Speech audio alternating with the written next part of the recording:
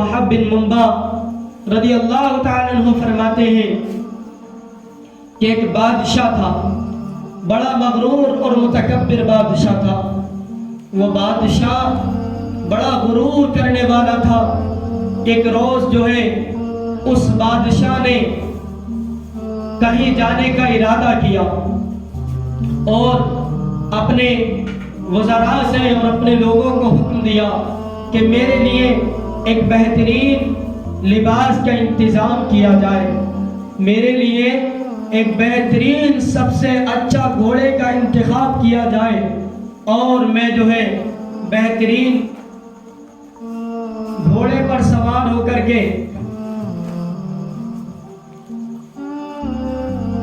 कहीं पर जाऊंगा और सफर करूंगा। अल्लाहु अकबर। मेरे आका सल्लल्लाहु तआला अलैहि वसल्लम के प्यारे दीवानों, वो बादशाह के लिए अच्छे घोड़ों का इंतजाम किया गया, बादशाह के लिए अच्छे लिबास का इंतजाम किया गया। वो बादशाह जो था उसने घोड़ों को देखा और उसके कोई घोड़ा पसंद नहीं आता था। बहरहाल उसको एक घोड़ा पसंद आया जो बड़ा कीमती था। उसने उस घोड़े पर सवार हुआ और जो है एक बेहतरीन कीमती लिबास ज़ेबतन करने के बाद जो है घोड़े पर सवार हुआ और बड़ी शान और शौकत के साथ सफ़र करने लगा। अल्लाह अकबर। जब वो सफ़र करने लगा उस पर गुरूर और तकब्बुर ऐसा जारी था कि वो किसी की तरफ नज़र उठा करके भी देखता नहीं था। इतने में जो है एक शख्स जो है एक कमज़ोर शख्स आता है और उस बादशाह के घोड़े की लगाम को पकड़ लेता है। और जब उस बादशाह ने ये देखा कि इस कमज़ोर इंसान ने मेरे घोड़े की लगाम पकड़ ली है तो वो गैज़ व गज़ब में डूब गया और कहने लगा कि तूने ऐसा क्यों किया। वो शख्स कहने लगा कि मुझे तुमसे कुछ बात करनी है। वो बादशाह बोला ठीक है, फिर मैं नीचे उतर कर आता हूँ। अल्लाह अकबर। वो शख्स कहने लगा कि नीचे उतरने की कोई ज़रूरत नहीं है, अपना कान ज़रा मेरे पास कर। जब उसने अपना कान उसके पास किया तो वो कहने लगा कि मैं इज़राइल हूँ, मैं मलकुल मौत हूँ। जैसे ही उसने ये सुना तो उसके चेहरे का रंग फीका पड़ गया और वो कहने लगा कि मुझे इतनी इजाज़त दी जाए कि अपने बच्चों से मिल लूँ, अपने घर वालों से मिल लूँ। अल्लाहु अकबर। हजरत इज़राइल ने फरमाया कि कोई जो है कोई मोहलत नहीं है और उसकी रूह कब्ज़ कर लेते हैं। आका अलैहिस्सलातु व तस्लीम के प्यारे दीवानों, इससे हमें जो है सबक हासिल करना चाहिए कि जो दुनियादार शख्स होता है उसे मौत के वक्त भी दुनिया ही नजर आती है, जो मौत के वक्त भी उसको दुनिया ही नजर आती है, पैसा माल और दौलत ही नजर आता है, उसको फिक्र अपने बच्चों ही की होती है। और जो ऐसा करता है उसको मोहलत नहीं दी जाती। इसलिए याद रखें, ऐसा नहीं कि मौत हमारे सामने आए और फिर हमें मोहलत मिल जाए। इसलिए हमें मौत की अभी से तैयारी करनी है। और मौत की तैयारी कैसे होगी? क्या टीवी देखने से मौत की तैयारी होगी? क्या टीवी देखने से हमारी कब्र और आखिरत बेहतर हो जाएगी?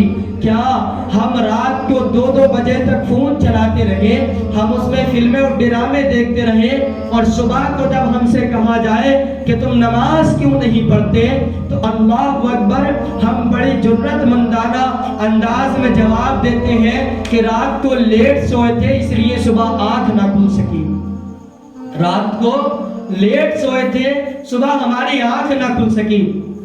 तो शर्म नहीं आती ये बात करते हुए कि रात को तुम कहीं किसी महफिल में गए थे, अल्लाह का जिक्र कर रहे थे, कहीं रात को जंग करने के लिए गए थे, कहीं किसी का जो है किसी की इज्जत और नामोज पर किसी के माल का पहरा देने के लिए गए थे जो तुम्हारी आंख नहीं खुली? क्या कोई कार्य खैर कर रहे थे, कोई सवाब का काम कर रहे थे जो हमने फजर की नमाज भी कज़ा कर दी? हम तो देखते हैं कि रात के 2-2 बजे तक हम क्या करते रहे, मोबाइल निकाला और उसमें ऐसी ऐसी गंदी फिल्में और ऐसी ऐसी चीजें देखने लगे जिससे हमारा नफ्स भड़का और फिर हम जो है गुनाहों की तरफ रागिब हुए, बेशर्माई اور بے حیائی اور عریانیت اور فحاشت ہمارے اندر آ گئی آج، اور ان چیزوں میں ہمارے اندر اتنی بڑھ گئی ہے آج کہ حضور صلی اللہ تعالیٰ علیہ وسلم کا فرمان عالی شان ہے کہ حیا ایمان کے شاخوں میں سے بڑی شاخ کا نام ہے، اور حضور فرماتے ہیں کہ ایمان اور حیا یہ دو ایسے پرندے ہیں جو ایک اڑ جائے تو دوسرا خود بخود ختم ہو جاتا ہے، جس کے اندر سے شرم و حیا ختم ہو جائے اس کا ایمان بھی ختم ہو جاتا ہے۔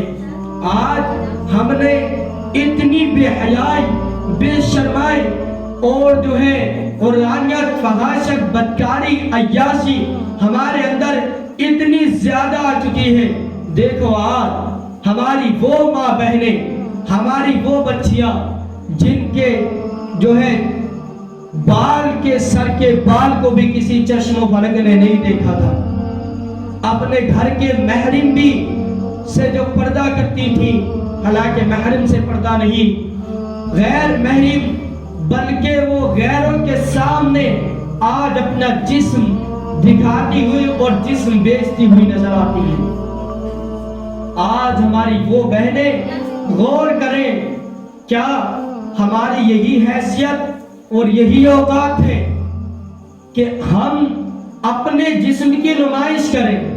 آج کیا ہوتا ہے، ہوس کا شکار کیا جاتا ہے ان خواتین کو، ان عورتوں کو جو سوچتی ہیں کہ ہم جو ہے میک اپ کر کے، جو ہے اپنے چہرے پر اچھے اچھے کریم پاؤڈر لگا کر کے اور بہترین لباس پہن کر کے اور ہونٹوں پر لپسٹک اور لالیاں لگا کر کے اس لیے بن سنور کر جاتی ہیں کہ بڑی خوبصورت نظر آتی ہے۔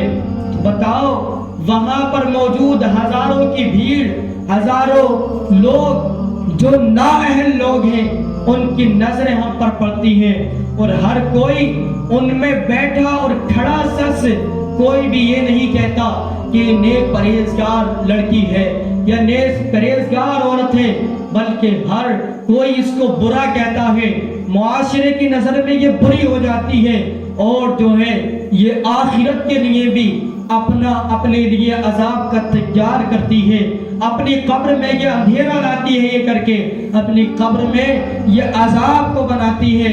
اللہ اکبر۔